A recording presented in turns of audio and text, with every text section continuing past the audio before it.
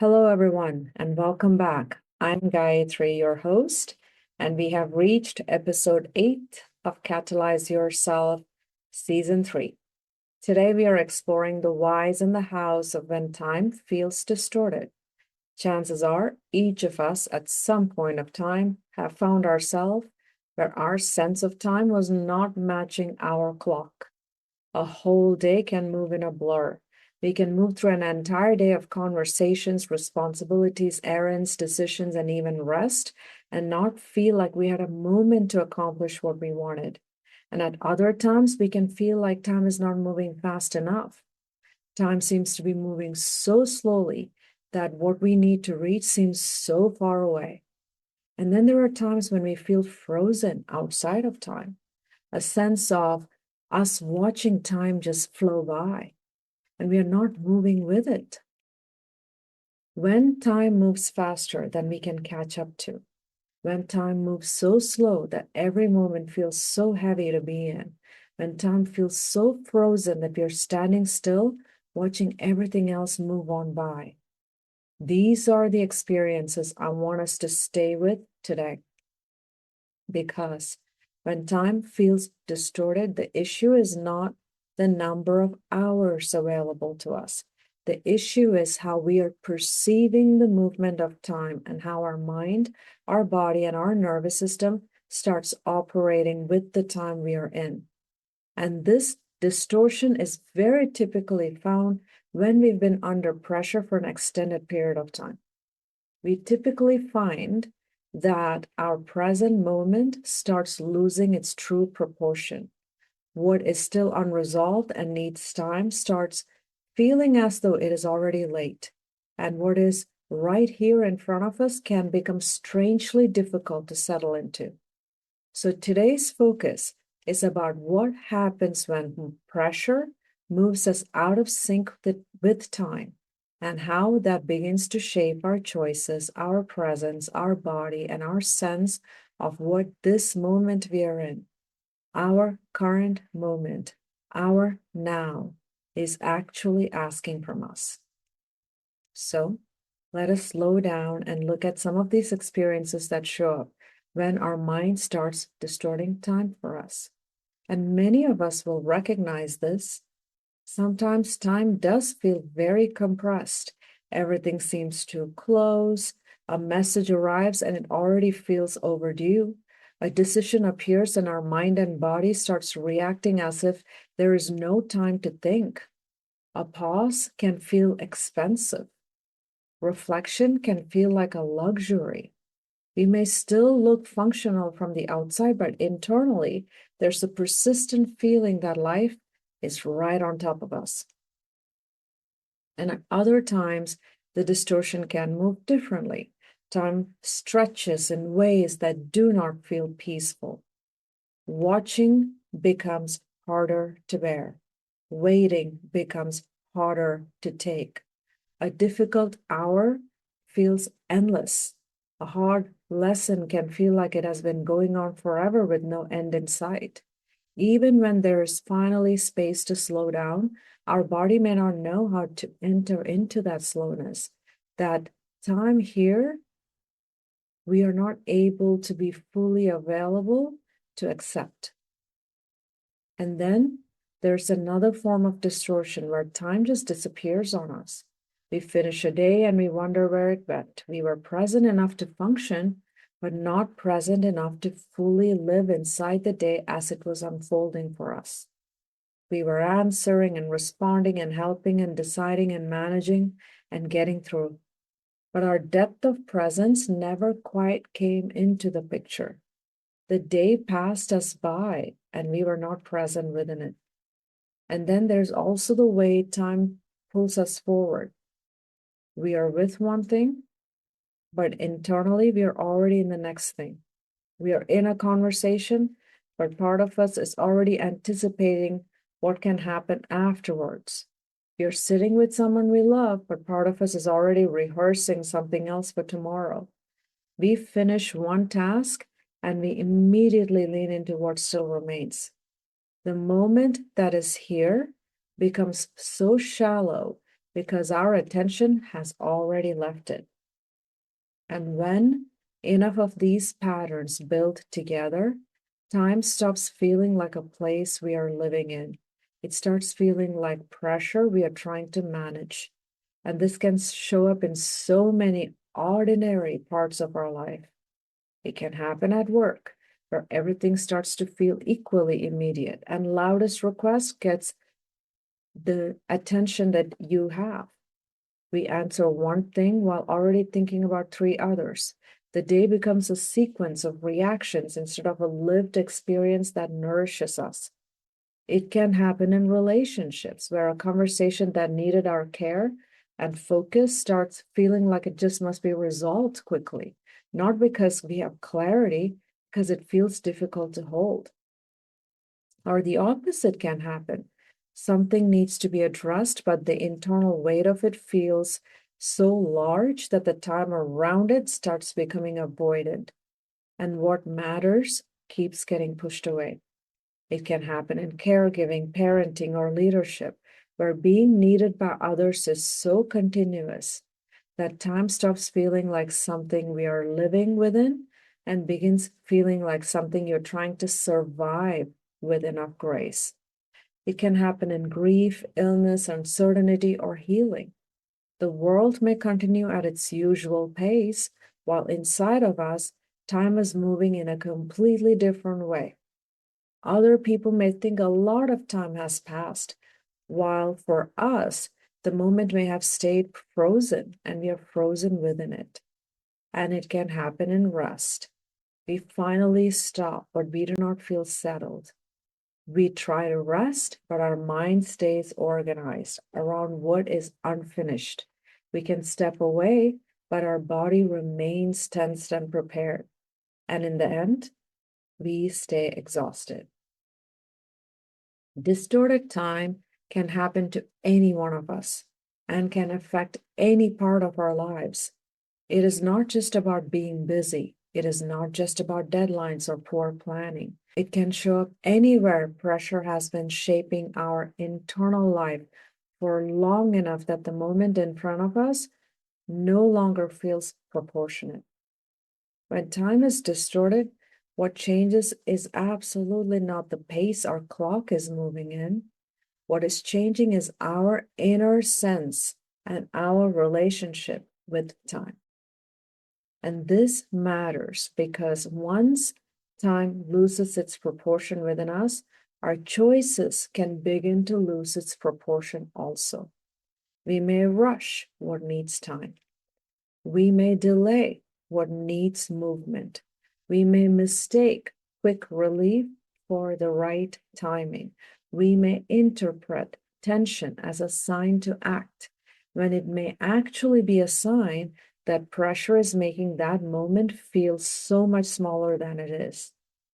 And this is part of what makes distorted time such an important pattern for us to recognize. It does not only affect our schedule, it affects our discernment. It affects our ability to tell what truly needs movement now and what needs to remain open for a little longer, what needs rest, what needs truth, and what simply feels urgent because our internal space has narrowed. Over time, this can quietly shape our relationship with self-trust as well. We can stop trusting the pace at which understanding forms. We can begin judging ourselves for needing more time. Or we begin forcing ourselves into speed because slowing down feels unsafe. We may start believing that if clarity has not arrived quickly, then something is wrong, and even worse, we have failed. Or if we are not moving immediately, then we are falling behind. And after a while, we are no longer listening for timing that is aligned. We are listening for timing that is relieving our pressure. And there is a profound difference in that, because what pressure wants and what presence of mind asks for are not the same thing. Pressure wants closure. Presence of mind wants clarity. Pressure wants movement. Presence of mind wants alignment with what our current moment actually holds. So, Why does our relationship with time begin to change like this? Because pressure alters the internal conditions that allow time to be felt with steadiness. When our inner world is collaborative, when our thinking, our emotions, our awareness, our intuition, and our nervous system are working together with enough coherence, the present moment remains accessible.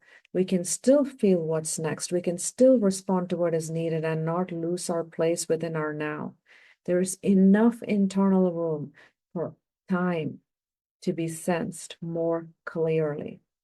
And it's when that internal space fractures that the experience changes. The body stays prepared, the mind keeps scanning. What is unfinished becomes louder than what is present. Open anything feels heavier. Silence can feel uncomfortable. Reflection can start feeling inefficient. We start orienting towards what still needs to be done. And from there, time begins to feel less like a flow we are inside of and more like a pressure we are negotiating with. And to go even deeper, we must acknowledge time distortion that is felt deep within our body also, not just our mind. In the way our breath can remain shallow, in the way our body can remain tense even when it's quiet, in the way waiting just simply becomes difficult, in the way stillness can feel constrictive instead of spacious, in the way we keep checking and preparing and scanning and refreshing and anticipating even when nothing immediate is asking for our response, in the way rest and recharge can become less effective or even disappear completely. Even one of these will be felt within our body, and the impact is negative on our health. And this is where I want us to really slow down, because this is often the point when self-judgment can enter. We may say to ourselves that we are scattered, that we are poor at time management, that we are too slow, too behind, too disorganized, too inefficient. But very often we are simply criticizing our own adaptation. Pressure has changed the way our mind and nervous system is relating to time. And until we recognize and see that clearly, we will try to solve the wrong problem. We will try to discipline ourselves harder when what we actually need is recognition. We will try to compress our days more efficiently when what we actually need is a return to inner proportion. We will try to outrun the feeling that time is slipping when the deeper issue is that we've been pulled out of presence of mind. And that is why the beginning of the return back into settling into time for what it is not tighter control. It is honest recognition. Recognition that not every urge to move means the movement is needed in that moment. Recognition that needing time is not the same as failing time. Recognition that sometimes the feeling of being late comes from pressure having entered the body, not the moment itself being truly late. Recognition that the reason we cannot feel this moment fully may not be because it lacks meaning, but because our attention has been stretched across too much pressure for too long. Once that recognition begins, it helps us stop treating ourselves as the problem, and we start listening more honestly to what our mind and our body are signaling to us and showing us. I want to share an experience with you. There was a period in my life when I kept moving through my days with the steady feeling that there was not enough time. That feeling had become so familiar that I barely questioned it.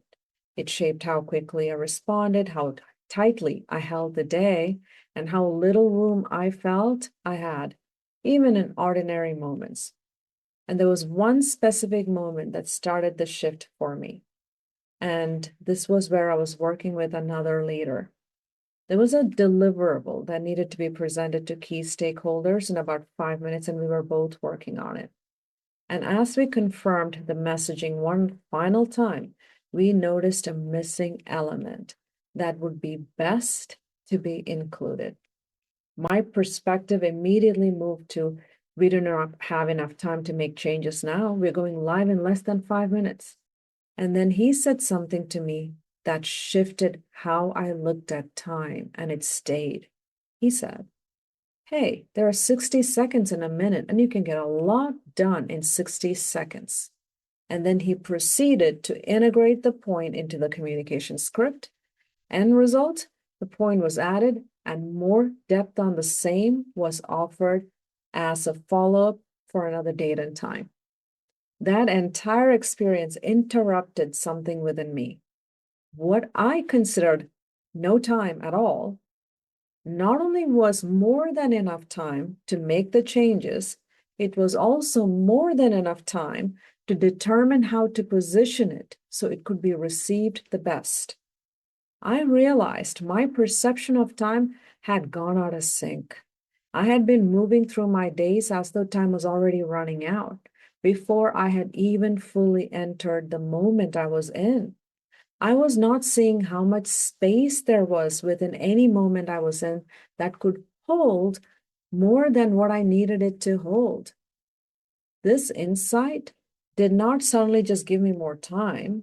It started changing the way I began relating to time. I started noticing when the feeling of not enough was coming from the moment itself and when it was coming from pressure, narrowing my experience of that moment. And in that noticing, something began to open.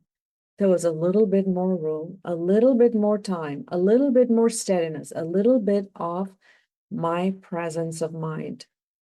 And from there, the return started moving in very ordinary ways. Sometimes it was just by me noticing I'm already in the next moment while this one's still going on. Sometimes it was beginning by asking, does this truly need an answer now? Or is pressure simply wanting relief? Sometimes it begins by telling ourselves the truth that clarity has not arrived yet and that forcing speed will not create it. And sometimes it begins by allowing one more conversation, one meal, one task, one pause to be the only thing we are in for those few minutes. Sometimes it begins by noticing that rest does not feel restorative. And instead of judging that, becoming curious about what our body is preparing for. These are not dramatic corrections. They're gentle acts of return, of presence of mind. So we can settle into the moment we are in, taking a deeper breath before replying. A moment of silence that is allowed to remain as silence. Letting a question stay open without calling that a failure. Admitting that what feels urgent may actually be unresolved fear, grief, pressure, or anticipation moving through the body. Coming back to what is here now again and again without needing to do it perfectly.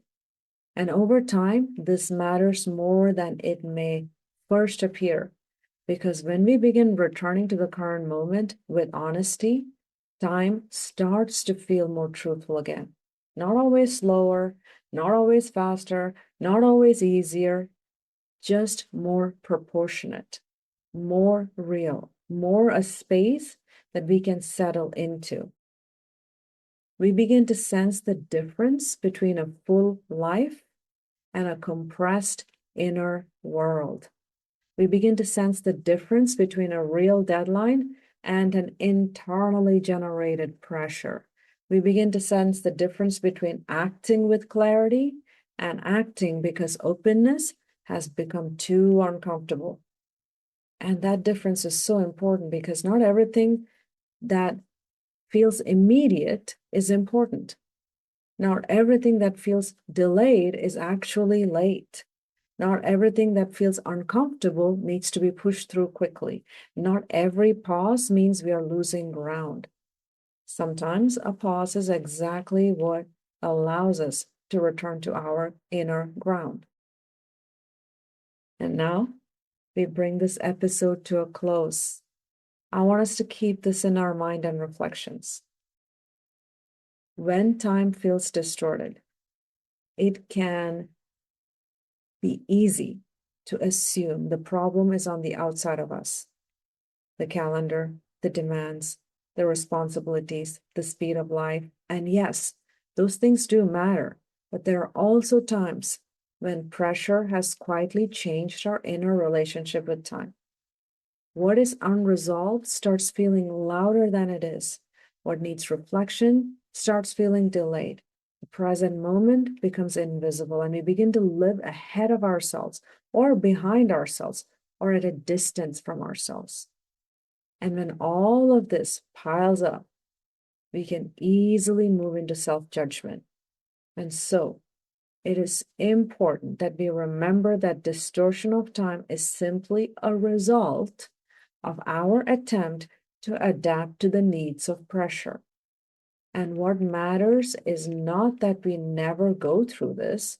What matters is whether we notice and then we've moved out of sync. And when we recognize this distortion, we give ourselves the grace to come back to presence of mind. And now let's ask ourselves, where in our lives have time been feeling compressed, stretched, or strangely distant? Where have we been mistaking internal pressure for true timing? And where might life be asking us not for more speed, but for more honest return to the moment that is already here in the now? If today's insights resonated with you, I would love for you to remain in this conversation with me. Please do share what came up for you through the platforms where you're listening from. Your insights and reflections add so much depth to the community we are building here together. And in our next episode, we will move into when external signals take the lead. Because once time begins losing its true proportion inside of us, what gets prioritized can begin to lose proportion as well.